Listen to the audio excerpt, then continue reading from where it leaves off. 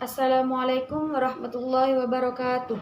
Kami dari kelompok 2 akan mempresentasikan sistem dan struktur politik dan ekonomi Indonesia masa demokrasi parlementer tahun 1950 sampai 1959. A. Perkembangan politik masa demokrasi liberal. Masa liberal di Indonesia 1950 sampai 1954 biasa pula disebut masa kabinet parlementer. Kabinet parlementer adalah kabinet yang pemerintahan sehari-hari dipegang oleh Perdana Menteri. 1. Sistem pemerintahan. Demokrasi liberal adalah suatu bentuk sistem politik dan pemerintahan yang bertumpu pada asas-asas liberalisme yang ada dan berkembang di Eropa dan Amerika Serikat. Ciri-ciri demokrasi liberal sebagai berikut. Presiden dan wakil presiden tidak dapat diganggu-gugat.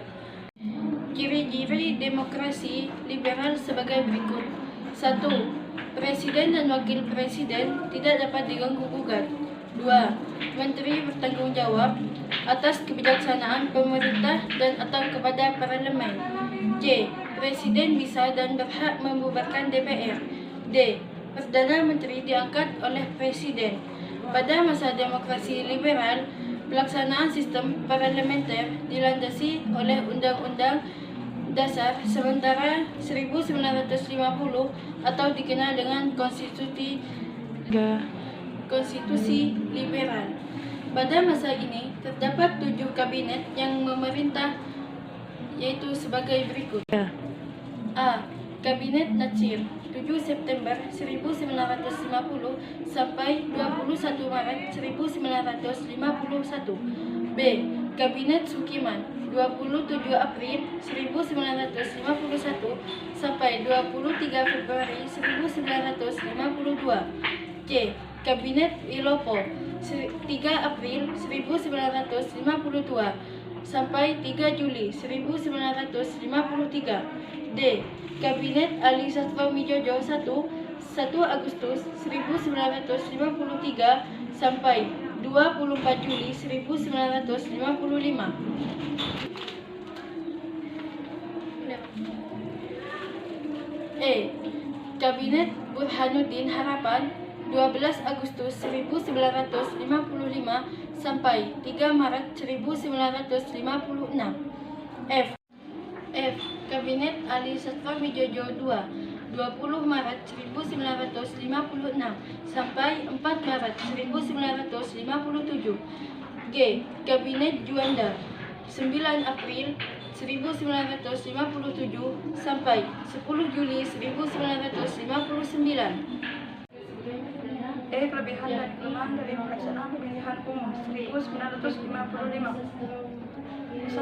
Kelebihan pelaksanaan pemilihan umum 1955 antara lain: A. Tingkat partisipasi rakyat sangat besar.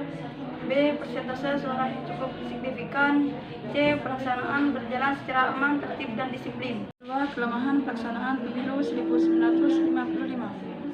A. Krisis ketatanegaraan yang mendorong lahirnya dekret Presiden tanggal 5 Juli 1959. B. Tingkat ada parpol yang memperoleh suara mayoritas mutlak. C. Kekecewaan di antara partai politik. B. Mencari sistem ekonomi nasional. 1. Pemikiran ekonomi nasional. Pemikiran ekonomi pada 1950 pada umumnya merupakan upaya mengembangkan struktur perekonomian kolonial menjadi perekonomian. A. Sistem ekonomi gerakan Benteng. Sistem ekonomi gerakan Benteng merupakan usaha pemerintah Republik Indonesia untuk mengubah struktur ekonomi berat sebelah yang dilakukan pada masa Kabinet Natsir yang direncanakan oleh Sumitro Nugroho Dahadikusumo, Menteri Perdagangan. Program sebagai berikut. 1. Menumbuhkan kelas pengusaha di kalangan bangsa Indonesia. 2. Para pengusaha Indonesia yang bermodal lemah. 3. Para pengusaha Indonesia yang bermodal lemah perlu dibimbing dan diberikan bantuan. 4. Para pengusaha pribumi dihidupkan secara bertahap. Kegagalan program disebabkan oleh sebagai berikut. 1. Para pengusaha pribumi tidak dapat bersaing dengan pengusaha non pribumi. dalam kerangka sistem ekonomi liberal. 2. Para pengusaha pribumi memiliki mentalitas yang cenderung konsumtif. 3. Para pengusaha pribumi sangat tergantung pada pemerintah. 4. Para pengusaha kurang mandiri untuk mengembangkan usahanya. 5. Para pengusaha ingin cepat mendapatkan keuntungan besar.